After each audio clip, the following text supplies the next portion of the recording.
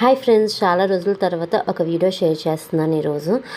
ఇది చాలామందికి యూస్ఫుల్ అవుతుంది. నాలాంటి వాళ్ళకి ఫస్ట్ టైం ఎక్స్పీరియన్స్ అయిన వాళ్ళకి ఉపయోగపడుతుందని షేర్ చేస్తున్నాను. అదేమిటో కాదు, ఈ తిరుపతి సుపదం దర్శనం గురించి చాలామందికి తెలియచ్చు. నాలాంటి వాళ్ళకి తెలియని వాళ్ళకి యూస్ఫుల్ అవుతుందని షేర్ చేస్తున్నాను. తిరుపతి దర్శనం అంటే సుపదం అంటే చిన్నపిల్లలకి మాత్రమే కేటాయించబడింది. అంటే అప్ టు 12 మంత్స్, ఎవరైతే 12 మంత్స్ బేబీ ఉన్న పేరెంట్స్కి సుపదం దర్శనం అనేది అవైలబిలిటీ ఉంటుంది. ఈ దర్శనం మనకి చాలా అంటే చాలా త్వరగా అయిపోతుంది.